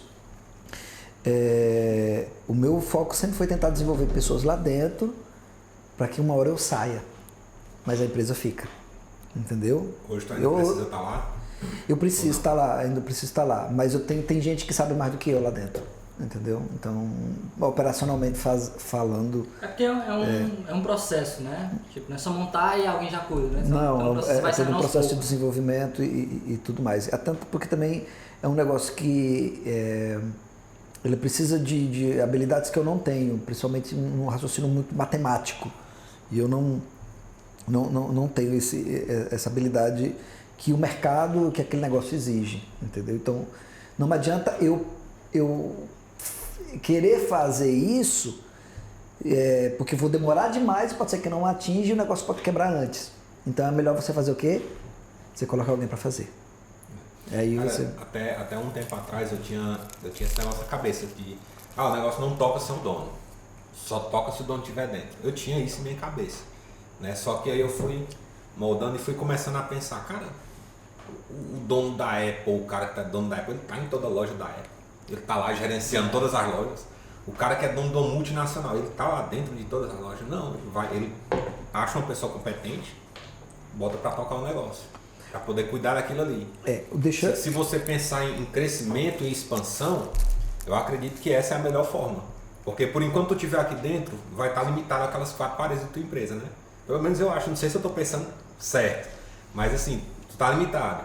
Quando tu começa a achar uma pessoa responsável, agora eu já posso ficar tranquilo porque eu tenho essa pessoa aqui, agora eu vou tocar isso aqui. Aí cria aquela outra coisa, aí pronto. Achou alguém competente também, aí por aí você vai começando a expandir o negócio. Tô certo. É isso mesmo. O desafio é esse. O meu maior desafio hoje nas empresas que eu estou envolvido é muito mais, não é o foco meu ganhar o dinheiro, porque não são lucrativas, certo? Não são empresas que me faz de um cara bem sucedido financeiramente. Mas me está dando um laboratório, uma experiência de gerir pessoas de uma forma assim que eu não teria em nenhuma outra empresa se eu fosse trabalhar. Legal. Porque eu tenho a liberdade. Por exemplo, eu montei uma parceria com a Fortalcred e dentro da Fortalcred eu criei uma outra empresa para prestar serviço para ela. Tem um nome, ela não está formalizada, mas a primeira coisa que eu construí foi a cultura organizacional e o modelo de competência. Então, quem trabalha lá recebe uma apostila dizendo, aqui é a alma da empresa. E se você não estiver alinhado com ela, com os valores, você não vai poder trabalhar aqui. Por quê? Porque assim eu vou ter um time realmente que entende onde ele está pisando, o que é que eu espero dele e o que é que ele pode conquistar ali dentro. E aí eu posso ter o luxo de sair. Eu posso dizer assim, eu posso comandar ela de longe. Então, se eu tiver isso bem redondo, eu posso passar um mês, um ano nos Estados Unidos e trabalhando de lá. Porque eu vou conseguir gerir, porque a tecnologia me permite isso e eu tenho uma equipe alinhada com o meu negócio. Então, eu acho que a melhor forma é essa. É fácil? Não. Como eu disse, eu não vou ter 100% das pessoas engajadas, isso é a realidade, Se você, as pessoas têm uma falsa impressão de assim, cara, que trabalhar na Google é legal demais. Não é essa a realidade.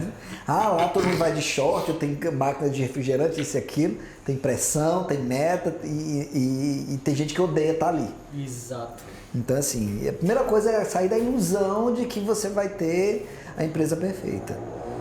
Agora, eu preciso ter um número maior de pessoas engajadas e que estão ali. Eu estou passando hoje por uma coisa que eu não posso comentar, mas por um processo de transição dentro da empresa que eu estou. E eu estou envolvendo todos os meus colaboradores, né, nesse processo. Então, assim, transparência está sendo fundamental nisso, porque é um momento em que envolve eu ter que demitir metade do time. Entendeu? E aí, se eu tiver que demitir metade do time, eles precisam saber por que estão sendo demitidos, entendeu? E não vão achar que foi, entendeu?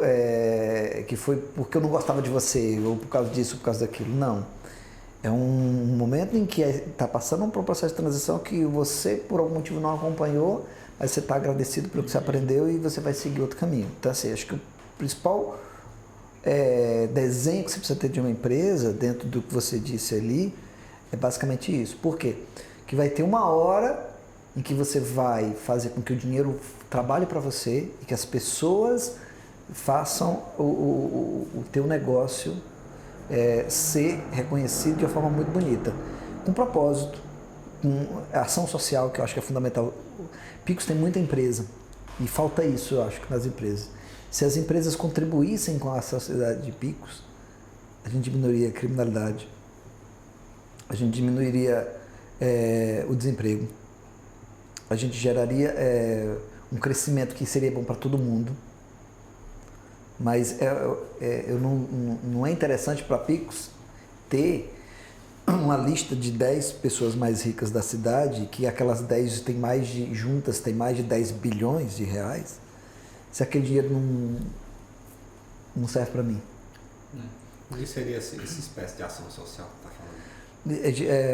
A principal ação social que eu acredito na possibilidade e para o desenvolvimento é gerar emprego. Por exemplo, uma empresa dessa, ela poderia fazer papel que o Estado muitas vezes não cumpre de forma muito eficiente. Vamos imaginar que um grupo empresarial aqui de Picos bem sucedido criasse uma instituição de educação que desse condições para que pessoas que não têm acesso a um curso de inglês ou a uma educação um pouco mais de qualidade pudesse ter acesso ali e retornar depois aquilo para a sociedade.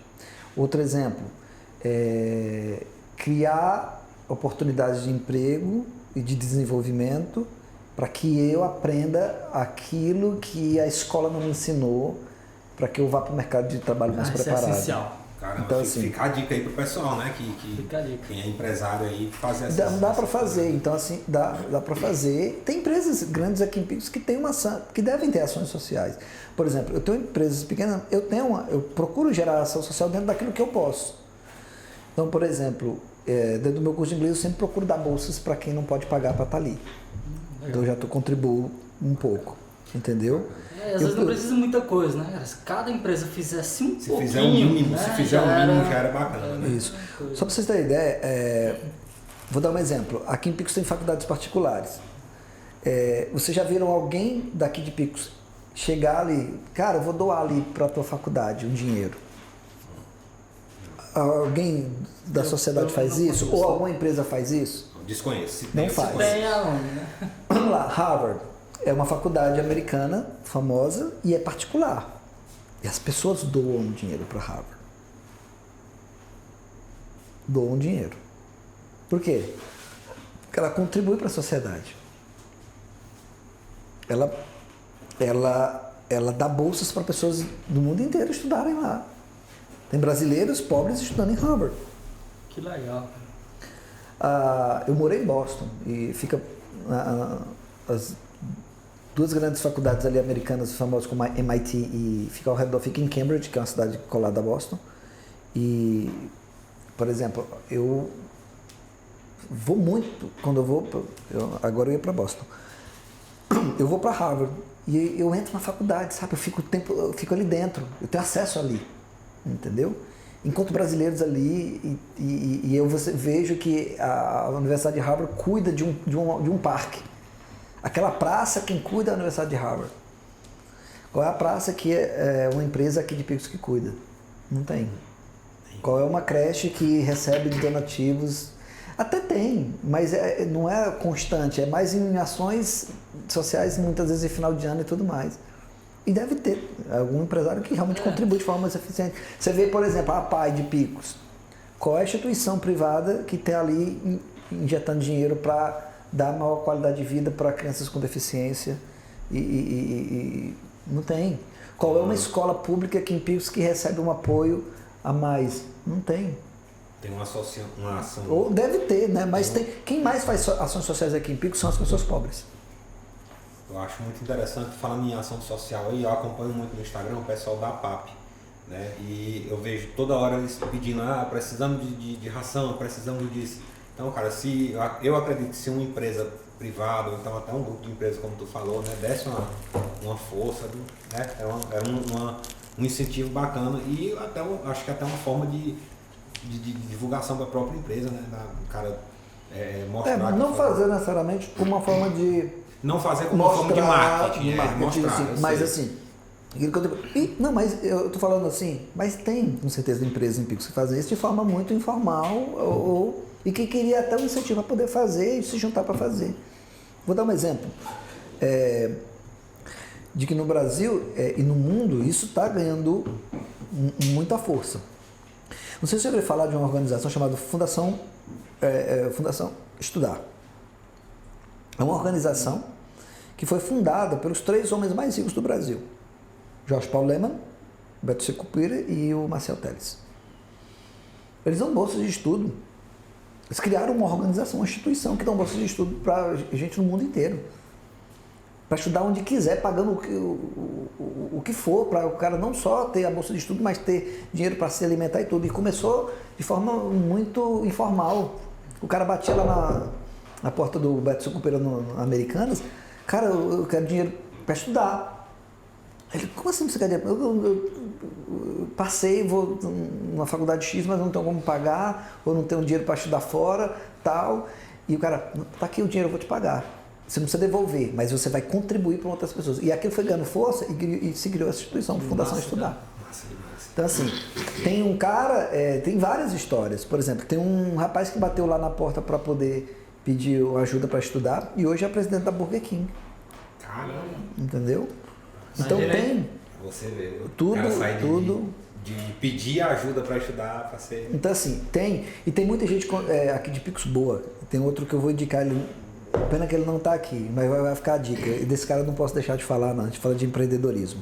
Tem um cara aqui de Francisco Santo, que tem uma história incrível, de família humilde, e hoje mora na Irlanda e trabalha na Amazon. É engenheiro de tecnologia. Eu tive a oportunidade de conhecer essa história no dia que eu participei de um curso lá na Amanhecer. Isso. Quem é esse cara? O nome dele? O nome dele é Leonardo. Leonardo, é de Francisco Santo, ele. O sonho dele era ser sargento do Exército. Ele conseguiu ser sargento do Exército. Ele, para comprar a apostila, ele vendia Adidas de 10 para juntar R$1, 10 centavos. Ele precisava de R$10 e passava um mês para vender as Adidas para poder comprar a apostila. Passou para sargento e ele disse que no primeiro dia de serviço dele o capitão disse assim: quem quer estudar aqui não vai para lugar nenhum não, que eu não vou deixar ninguém estudar. Ele pegou aquele como desafio. Entrou na faculdade de TI. Depois ele estudou um pouco mais, passou no concurso público para analista de ensino médio do Tribunal de Justiça. Já era um salário do Exército era 2.500, ele passou a ganhar 5. Dobrou o salário. E depois tempo depois ele passou para a nível superior do Tribunal de Justiça. Saiu de 5 para 15. Isso há muito tempo, há mais de 10 anos atrás, era um salário que você não quer mais nada na vida. Pois ele largou o serviço público e foi morar na Irlanda para ser engenheiro de tecnologia da Amazon. E isso aconteceu Não por acaso, claro que as coisas não acontecem por acaso se você não está Não é do dia preparado pra noite, para né? aquilo, né? Mas ele fez ali, estava sempre em contato, trabalhando com gente que era boa, ele foi estudando inglês, foi se conectando com o que estava acontecendo no MIT, foi fazer um mestrado, e no dia que bateu no e-mail dele, que estava o Facebook, a Amazon, a Google, procurando engenheiros de tecnologia, ele começou a se inscrever. E num teste que ele fez da Amazon, um teste online, você saiu bem, aí recebeu uma ligação. Olha, eu queria que você viesse aqui semana que vem para fazer uma entrevista. Lá na Irlanda. Mas ele nem sabia que era da Irlanda. Ele disse, não, mas eu não posso, me marquei outro horário, outro dia, não sei o que. E onde é que fica? Ele disse, na Irlanda. Ele disse, vixe, na Irlanda, eu nunca saí. Pois ele foi para a Irlanda, se hospedou no melhor hotel da Irlanda, que é um castelo, pago pela Amazon, fez 5 horas de entrevista e voltou para o Brasil. Quando ele fez uma escala na Alemanha, não sei qual cidade, ele recebe uma ligação da mulher que diz assim, olha, eles gostaram muito da tua entrevista. E aí fez umas perguntas, disse, quanto é que você quer ganhar? E ele até disse assim, nunca ninguém me perguntou quanto é que eu queria ganhar. Aí ele abriu o computador e viu mais ou menos quanto era que ganhava um cara da função dele, ali um engenheiro de tecnologia. No TJ ele ganhava 15 mil.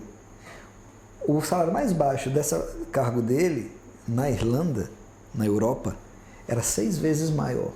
E ele achou absurdo, aí ele até baixou 20% a menos do que estava ali no... Aí quando ele chegou no Brasil, aí ele recebeu a ligação de novo, né? Ele disse, olha, você foi aceito, você pode vir para cá.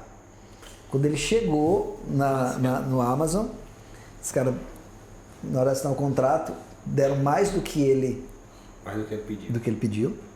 Então você pode imaginar pelas contas que eu fiz, ele não disse, mas chegou a perto de 100 mil reais. Ele ganhou ações da Amazon e um cheque de boas-vindas, que custava 5 vezes a mais do que ele ia ganhar. Isso só bônus, isso só pra dizer, aí isso é só pra me ficar feliz. Isso aqui é um boas-vindas, viu? Entendeu? Então assim, e o cara é daqui, meu irmão, de Francisco Santos.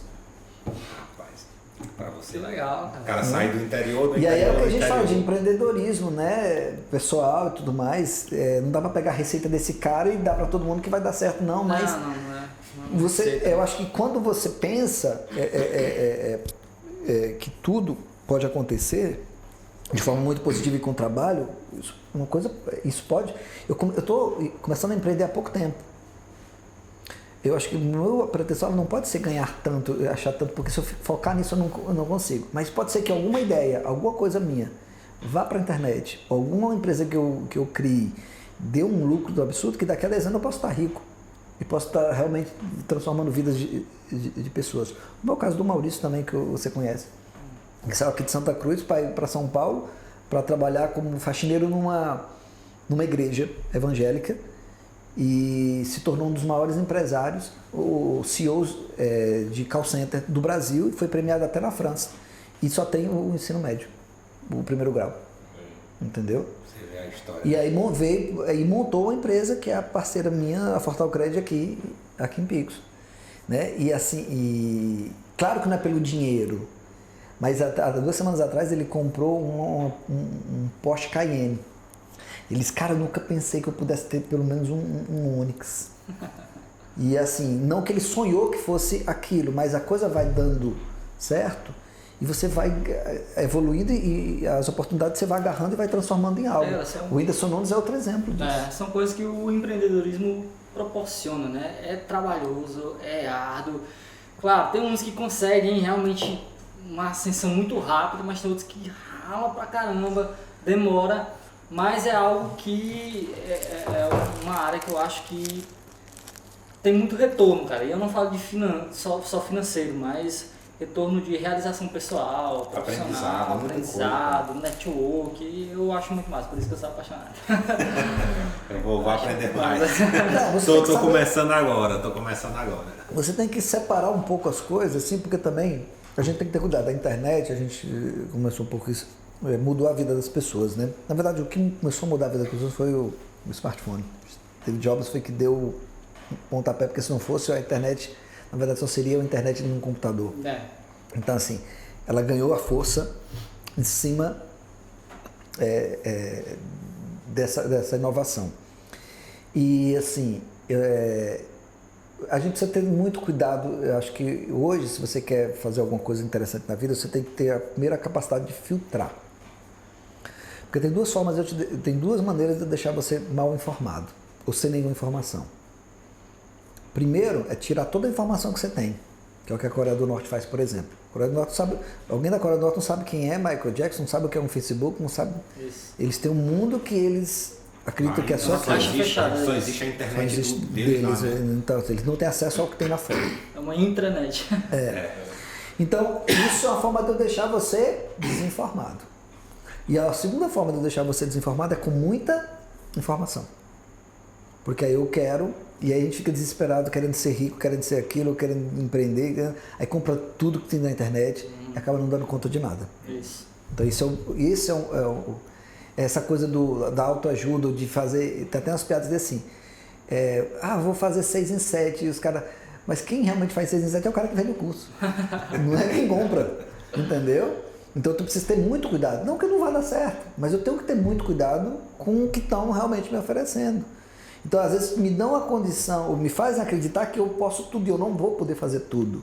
Eu sou limitado, entendeu? Tem competências que eu não tenho e que pode ser que eu não desenvolva. Isso às vezes dá uma frustração, né, na pessoa. Demais. Porque ela vê, como falou, ela consome muito, aí ela traça aquele teto. Né? Eu quero chegar ali, eu quero chegar naquele ponto. Às vezes a pessoa não consegue chegar. E ela se frustra e acaba. E aí fica uma parcela muito pequena tendo sucesso. E a gente acredita que a maioria do mundo está dando sucesso, não é assim, entendeu? É porque o Instagram é uma bolha, né? Aí você tem que saber. A gente entra numa bolha. E mesmo que você saiba, mas você se entristece com isso. Eu mesmo me entristeço, às vezes eu estou ali muito. E eu tenho que ficar policiado. Meu irmão, eu estou me entristecendo com coisas que não tem nada a ver, entendeu?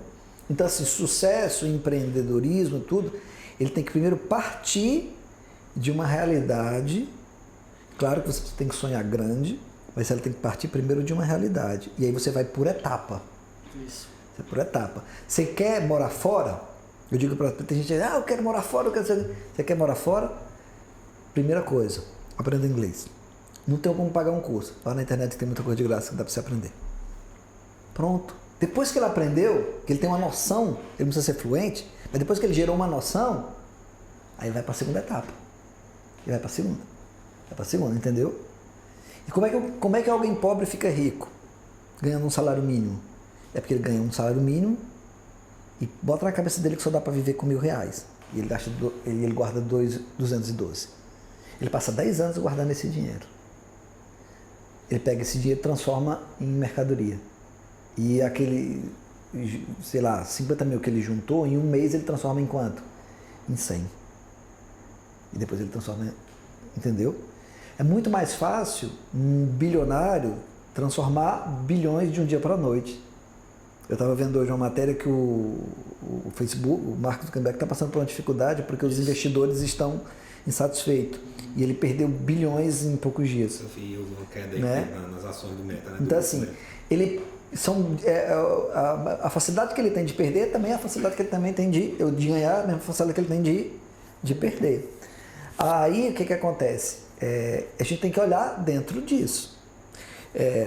Quem conhece a história do Facebook, por exemplo, eu sou muito fã do Mark assim, pela ousadia. Eu acho ele um filho da puta. Desculpa, não sei se pode falar esse nome aqui. Filho da mãe, eu sei como. Filho da mãe, entendeu? Mas é um cara que, sabe, tem muito a ensinar pra gente, entendeu?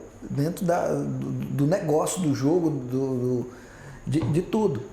E quando eu vou para os Estados Unidos, para Boston, eu vejo ali onde o Facebook nasceu, porque foi em Harvard que nasceu, né? Até ali onde a ideia, e não foi algo inovador, já existia o Orkut, né, que fazia e outras, e o cara vai com outra pegada, vai, entendendo, vendo um olhar diferente, criando e é basicamente isso.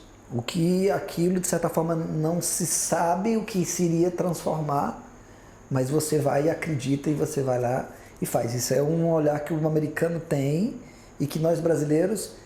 Mas somos muito mais empreendedores, porque o brasileiro ele é assim, mas é porque a gente acaba, de certa forma, acho que não acreditando muito e seguindo muito em frente. Então a gente desiste muito fácil, entendeu? Então assim, desiste muito fácil.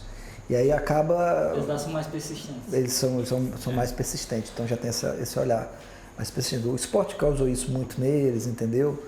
Então, geralmente quando um cara é do esporte, ele acaba se transformando em empresário. Porque ele aprendeu a lidar com meta, aprendeu a lidar com pressão, aprendeu a lidar com uma série de coisas que é fundamental dentro do mundo dos negócios. Tu acha que um dia o Brasil pode chegar nesse nível de cultura dos Estados Unidos? Cara, não sei. O pessoal fala assim, que o Brasil tem, o brasileiro, né, de modo geral, tem aquela síndrome de vira-lata, né? O americano é assim, assim, assim, assado, e se inferioriza, né? Tu acha que existe mesmo isso ou que é só mesmo comentário do pessoal? Não, existe porque foi propagandeado. Tudo nos Estados Unidos é grandioso. Alguém diz assim, às vezes eu filmo alguma coisa e mostro, aí ele diz, mas não é que nem nos filmes mesmo, né? Como se ali o filme fosse um cenário que ali não existe mesmo não, entendeu? Então você se impressiona e eles são de propaganda mesmo. O americano, ele gosta de carro grande, casa grande, é tudo enorme para mostrar que eles são grandes, entendeu? E aí dá essa coisa de que eles são melhores. E aí dessa a liberdade, então tem muita coisa dos americanos que são realmente muito boas, eles são muito bons no que fazem. Eles são, sabe? Você vê uma festa numa casa de um americano, quando diz assim, acabou a festa, em meia hora tá tudo limpo. Aqui no Brasil, se tiver uma festa, 3 dias para limpar a casa. Porque a bagaceira e lá eles fazem isso. Uma vez eu fiz uma mudança, que eu fiquei impressionado como eles mudaram. Na hora que estava tudo no lugar. Imediatamente estava tudo no lugar, assim. É de organização da coisa que a gente não tem. E aí, é um pouco dessa síndrome do vira-lata que eu acredito que ela... de mudança. Falou que muda muito rápido, eu tô sabendo que é isso aí, que eu tô de mudança agora. Aí hoje foi uma etapa, aí amanhã é outra, aí deixa para arrumar no domingo, aí por aí. Por aí dá pra ver como é que é a diferença. Cara, que legal. Muita coisa, né? Que a gente aprende lá de fora. Aqui. E tem uma pessoa que morou lá fora, conviveu, né? Trazendo muita experiência bacana. É isso. A gente tá já encaminhando pro nosso encerramento. Sim, eu acho que o Raiká falou questão do coaching. Tu é coach, né? Agora, eu tô super polêmico. Cara, eu já Disso eu queria entrar. Cara, eu já tirei do vocabulário a ideia de coach. Por quê? No Brasil, isso virou piada. Banalizou de forma assim absurda.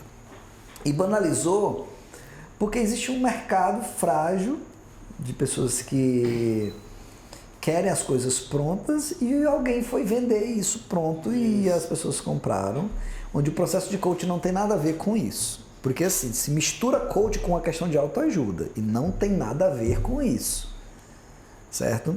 Então eu prefiro chamar de uma pessoa que trabalha com a parte de desenvolvimento, entendeu? E aí vem o detalhe principal. O processo de coach, ele só tem uma base, que é fazer perguntas. É só essa. Eu lhe pergunto, eu lhe faço perguntas que você não teria coragem de fazer para você mesmo, ou que se eu fizer vai te provocar um pensamento que vai gerar uma ação e aquilo é medido e é transformado em métrica no sentido de resultado. Então assim, isso é um processo. Certo? Então, ele é extremamente eficiente, ele é muito bom, ele tem metodologia, ele tem ciência, ele tem ferramentas que ajudam no processo de avaliação. Até uma ferramenta que você respondeu, precisa lhe dar da evolutiva. Mas no Brasil banalizou, porque existe uma diferença entre desenvolvimento e estímulo. O que é o estímulo? Eu levar você num treinamento de 3, 4 dias, trancar você ali dentro de um hotel luxuoso ou de um espaço. E eu botar músicas altas ali, frases de efeito, e você sai de lá achando que vai arrebentar o mundo.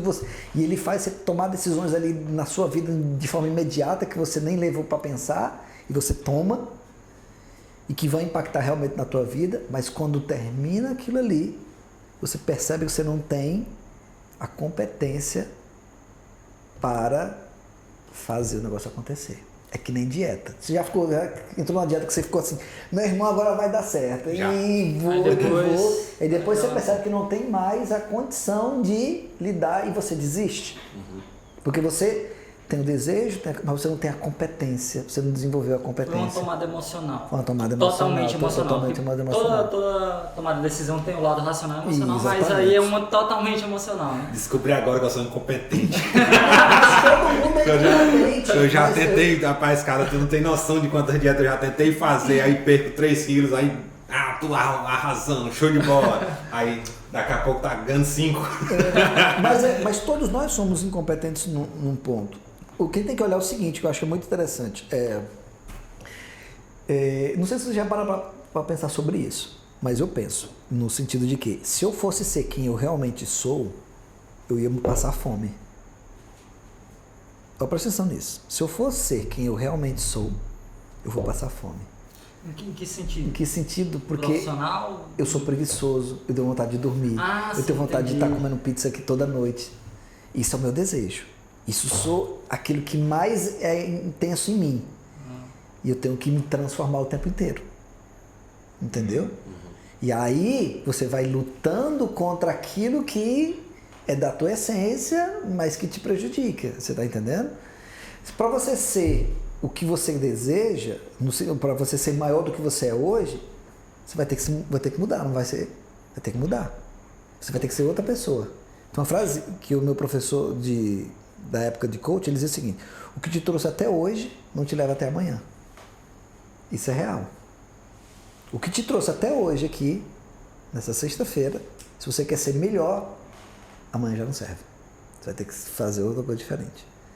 Então, aí a questão é que você não pode se cobrar de coisas que para você não está dentro do teu radar, ou não está dentro da tua competência. E pode até você querer desenvolver, mas tem coisas que não dá. Você não pode tudo. Essa coisa, você pode tudo, você pode... Depende muito. E depende de uma série de variáveis. Que define isso é você e o teu olhar. Eu vou dar uma dica de um filme que tem até umas ações assim de coach dentro dele. Se você entende coach, você vai ver que isso acontece. Um filme chamado A Travessia. Vocês já assistiram? Já ouvi falar. É um cara que faz ele tem um sonho de fazer uma travessia em cabos de aço entre as duas torres, aquelas duas torres gêmeas que foram derrubadas no atentado de 11 de setembro. Tem na Netflix esse filme. E aquilo que aquele cara fez, no olhar da ciência, no olhar é impossível. Por que é impossível? Ele atravessou de um prédio para outro, numa distância considerável, numa altura absurda, sem nenhuma proteção, e não caiu. É um sonho de doido, de louco. Mas isso é real. Real. Cara. Vai lá, você pode ver, coloca no YouTube A Travessia e assiste o filme que você fica doido. Você diz, e aquilo ali foi um sonho que ele foi construindo em 6 anos e que envolveu um monte de gente para poder aquilo realmente acontecer. Esse cara, ele ganhou o direito ele foi tão extraordinário que ele tinha um passaporte para ir subir nas torres na hora que ele quisesse. Ele foi condenado pelo governo americano, porque ele foi ilegal, a ficar, e aí ele ficou morando em Nova York, a ficar dando, como é que se diz, fazendo apresentações no Central Park, ensinando as pessoas a andar na corda bamba. Mas aquilo que ele fez é um sonho que eu, se fosse coach do cara, não podia dizer assim, meu irmão, é impossível você fazer isso, porque na minha realidade é impossível, na dele é impossível, mas no do cara lá era possível, e ele concluiu isso, entendeu? Então, a gente vê coisas que são impossíveis de serem feitas. Tem aquele Vic, não sei pronunciar o sobrenome dele, mas um cara que não tem nem perna nem braço. Já viu um? Não. Vic, não gosto desse nome dele. Eu acho que já vi. O que esse cara faz é impossível. O que ele faz é impossível. No meu olhar, aquilo ali é impossível. Tem um piauiense, fotógrafo, que é cego. Ele estava na. Saiu a matéria dele Uhum. para a Olimpíada? Isso. Que massa. Então, é isso que eu estou dizendo. A lógica e o olhar, ela não pode ser meu do coach. Eu não posso, tem que ser eu não posso dizer, então, entendeu? Mas a realidade tem que partir de você. Agora, o que é, o que não é muito particular, Será que entendeu? o coach lá que levou uma galera lá pra montanha, será que ele se inspirou nesse filme aí da travessia? Tu chegou a ver esse caso aí? Não. Teve um coach aí que levou uma galera pra subiu lá e não conseguiu subir um descer, pico lá que era chamar os gigantesco.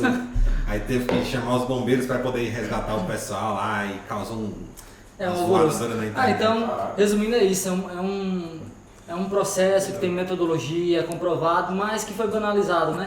Só que eu acho que isso, cara, acontece em qualquer segmento. Na advocacia, tem muita gente boa, tem muita gente mas ruim. o problema do Na coach é porque administração, ela não foi, na e aí medicina. eu vejo isso como um ponto negativo, ele não foi regulamentado, entendeu? Por não ser regulamentado, vou dar um exemplo aqui para você. Baixa barreira de entrada, né? Quando ele não regulamenta, ele fica livre. Por exemplo, o coach, as pessoas tentam colocar na questão, por exemplo, da psicologia. Eu já não posso entrar dentro desse segmento. E tem gente que é coach e que quer dar uma de psicólogo. Não pode. Isso até deu um problema na Globo, uma vez que fez uma novela que tinha um coach que estava tratando um cara, e foi uma polêmica danada sobre isso. Os psicólogos, o Conselho Regional de Psicologia caiu pesado, porque realmente não podia fazer aquilo.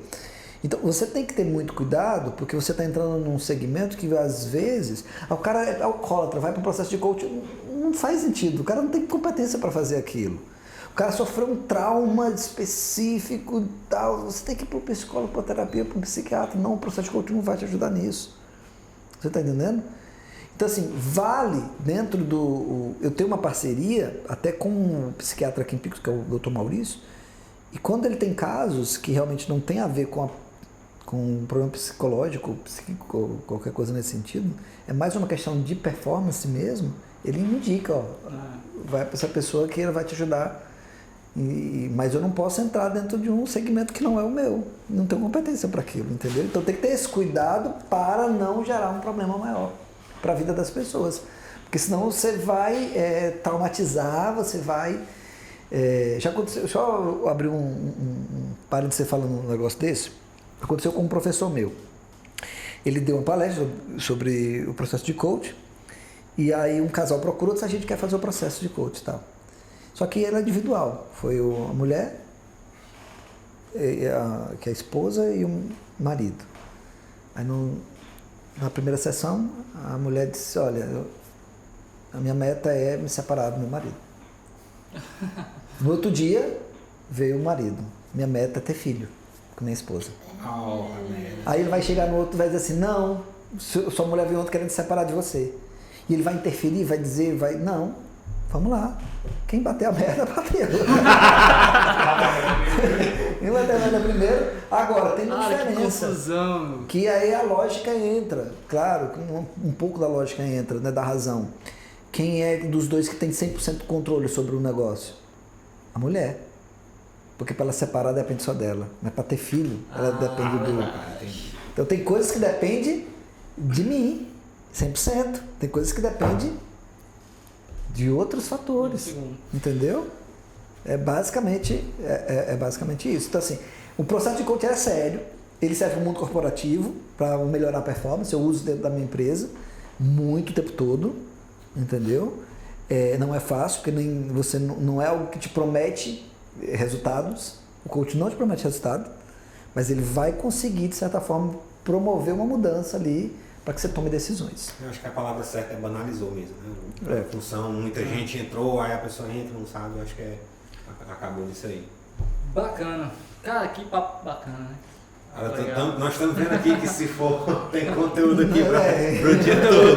A gente trouxe uma enciclopédia humana para cá. Cara, Fabrício, muito bacana te receber aqui, viu? Muita história fantástica, muito aprendizado.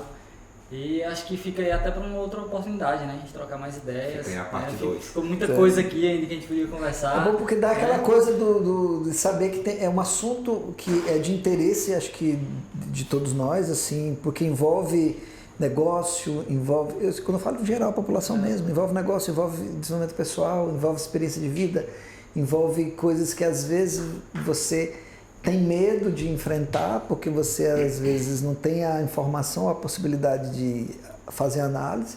E quando você discute, traz à mesa para discutir assuntos, você dá a oportunidade para que faça toda essa discussão. Isso. E acho que isso é bacana. Eu agradeço demais a oportunidade. Eu estou muito feliz, assim, sério, muito feliz. Primeiro que eu achei muito... não é nem inovador, mas de muita coragem de vocês se lançarem num negócio que existe um